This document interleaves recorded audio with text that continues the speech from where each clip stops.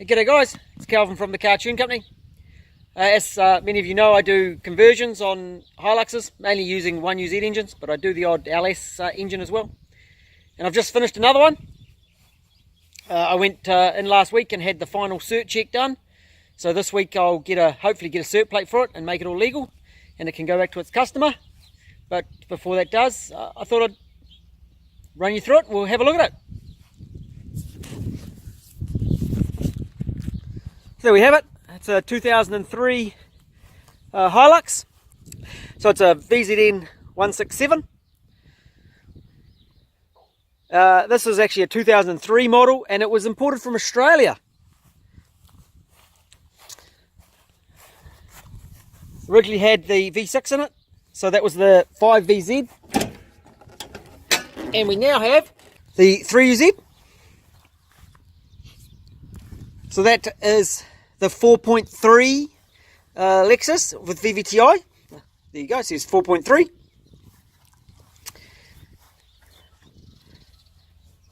If I pop this cover off, there's your wiring, all in braid and Raychem DR25. Power steering, so we're running the 3UZ power steer pump. The lines run up on the inner guard like that, and down the front we have a power steer cooler, so extruded aluminium power steer cooler that runs along the front. So the 3UZ air conditioning pump was removed and an early model Sora air conditioning pump was fitted.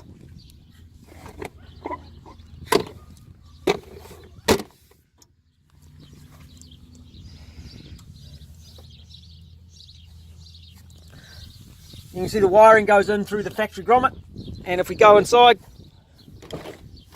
it's managed by Link Thunder, which is tucked into the factory spot. Can't see much of it.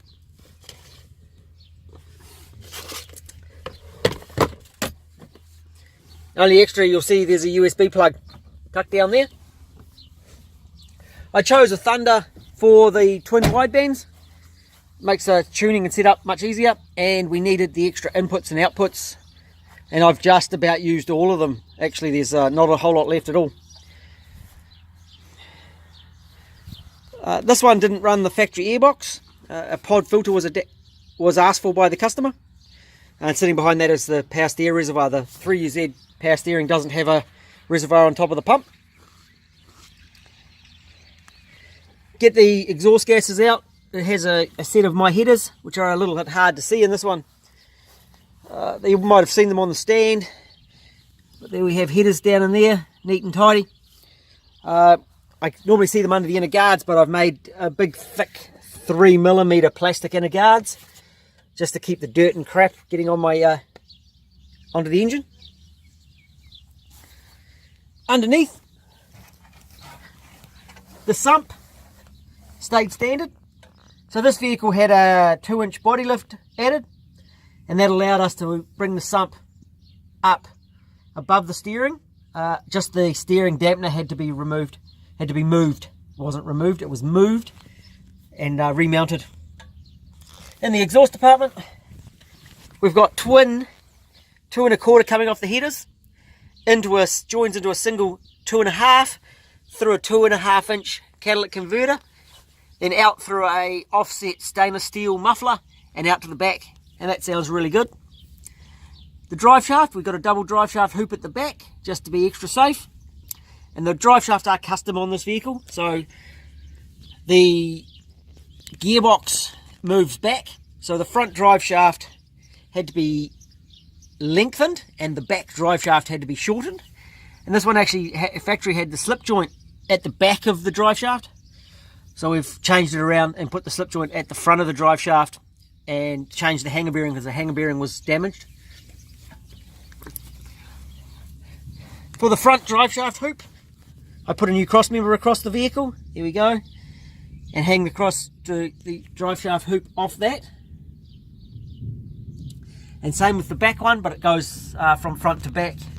I put a cross member through and hang the drive shaft hoops off that. The fuel tank is a standard fuel tank, but it's had a high flow fuel pump put into it. One of the problems with the V6s is the gear shifters often get moved back, and I spent quite a bit of time getting those shifters back up through the factory hole in the same spot. That's really nice and just maintains the cabin appeal to keep it as standard as I could.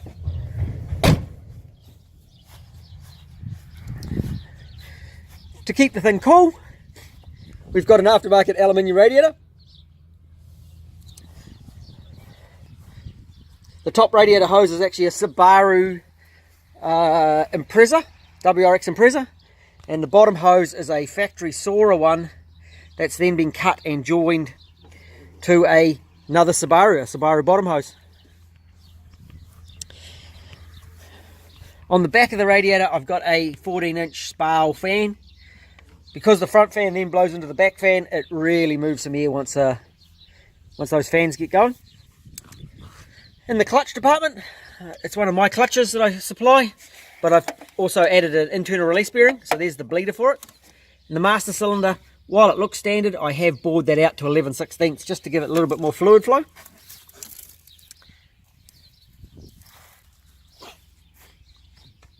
Heater pipes fit up nicely. In the fuse box department, so I've actually modified this fuse box and added an extra couple of fan relays, fan fuse here, and these fuses here are extra as well.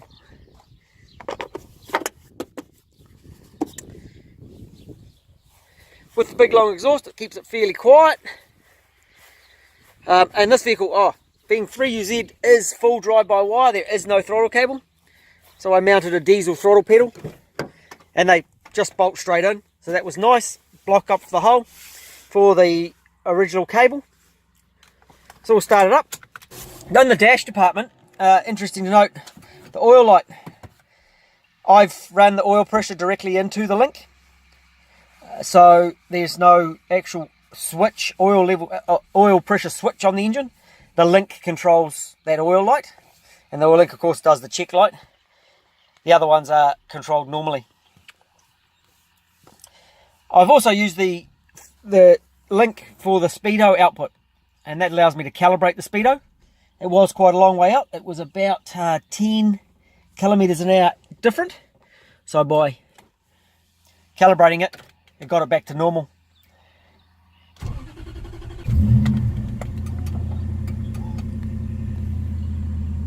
And there it is warming up. As you can hear, it's quite quiet.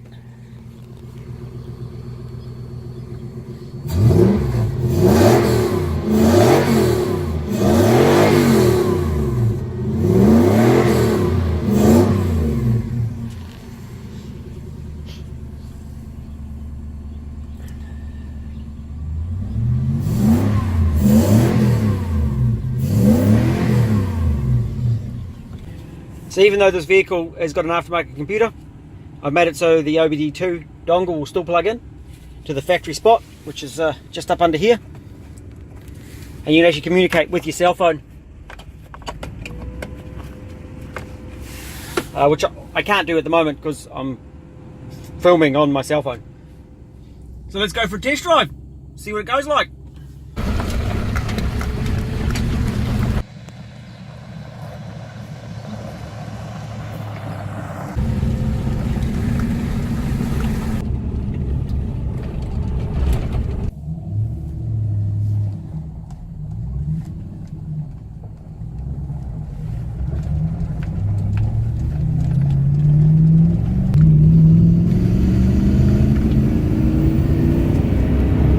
So I'm in second gear.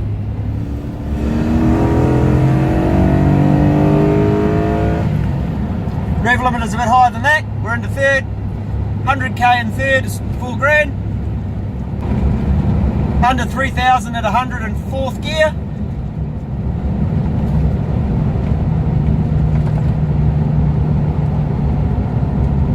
And we got some roadworks.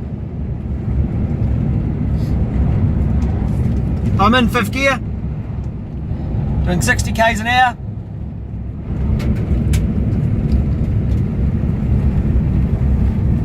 Now doing 50 k's an hour in fifth gear.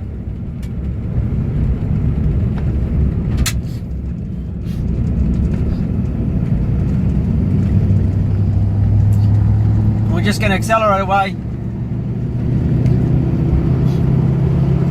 The beauty of the 3UZ is the extra bit of torque. And there we're doing 100 k's an hour at under 2,500 RPM. Speedo is calibrated correctly off the GPS, and the Link is taking care of that calibration.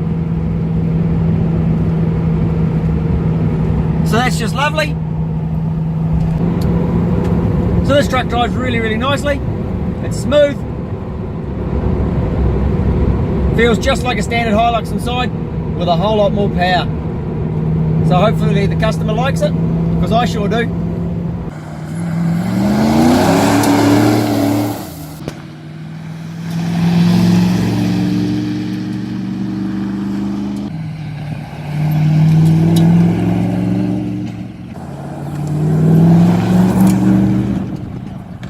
So there we have it, 2003 Hilux with the Lexus V8 fitted. Everything working, going like it should, and it's really, really nice to drive. All finished by the Cartune Company in New Zealand.